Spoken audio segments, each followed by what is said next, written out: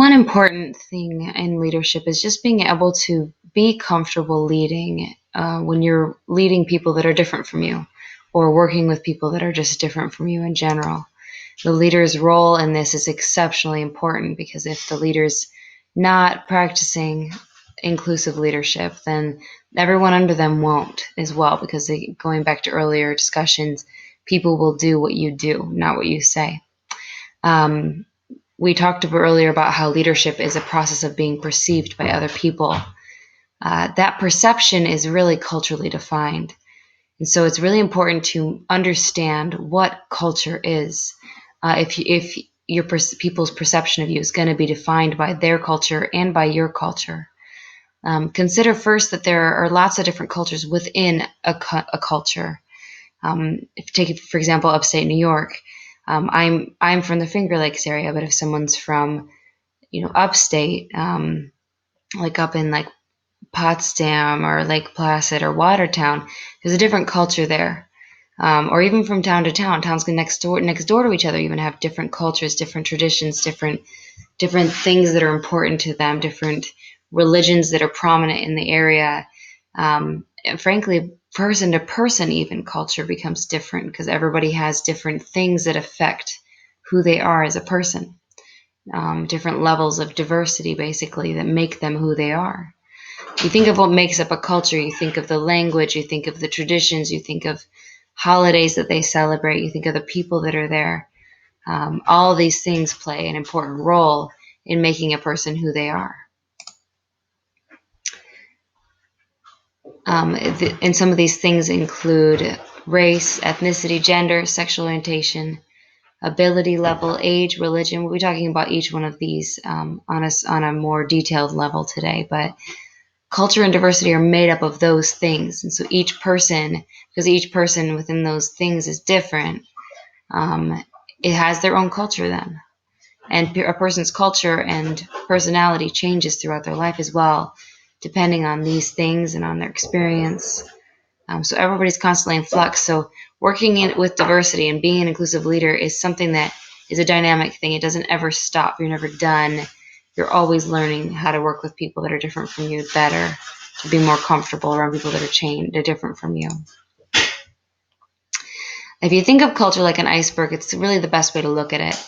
An iceberg, you're only able to see about 10% of the iceberg above the water, but below it is 90% of the bulk of it. That's how culture operates. So the visible elements of culture, like their words, the language they speak, what they say, their behaviors, what you see, their customs and traditions, are only really 10% of it. 90% of it is the stuff you can't see, their beliefs, their worldviews, their assumptions, their values, the things that they think and the processes that follow that. Those invisible elements of culture actually create the visible ones. But the trouble is the invisible elements, they take a long time to learn. You can live with a culture for years and still not completely understand them. I have a friend who's lived in America for well over a decade, and she still says she'll never understand Americans because our culture is really built of things that are invisible, that are hard to understand unless you're part of the culture from birth. And so it is difficult if you realize that, it's difficult to really understand where someone else is coming from, which is why it's important to never to just make assumptions about somebody because you can't really understand where they're coming from. Becoming culturally competent, that's the goal, is to become culturally competent.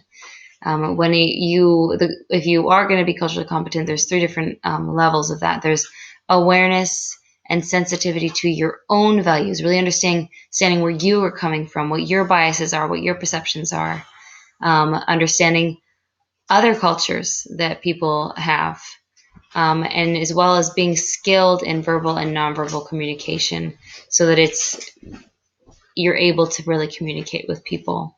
If you think of it like a continuum from non-competence to competence, it goes from denial to integration. So denial is where you don't believe other people even exist or you just ignore them outright. Defensiveness or superiority is where you say, okay, well, that's fine, but I'm better. So who cares if they're suffering? Minimization is where you say, all right, well, that's fine, but they're just not as important. It's like a minor or a less intense way of being defensive or superior. where you just kind of minimize it. It's not that bad. The suffering that you go through isn't that bad. Acceptance would be where you're like, that's fine. You can do your thing, but as long as you stay away from me and let me do my thing and however I want to do it. Adaptation is a step in the right direction. This is where you're starting to change things to make other people more comfortable, where you actually try to figure out ways to make people feel more, to be more comfortable. But integration is where the doing also becomes the being. This is the goal, is to not only do the things that make someone feel comfortable, but to feel that way as well. Like, not only am I going to have a ramp so that people in wheelchairs can come in, I'm also going to feel welcoming, and they're going to feel welcome when they come in because of the way I feel toward them. So it's an internal change. So once you reach integration, which is the goal, you not only do the things, but you also feel them. So you're not only walking the walk and talking the talk, you are being that person who feels inclusive, who wants to include others.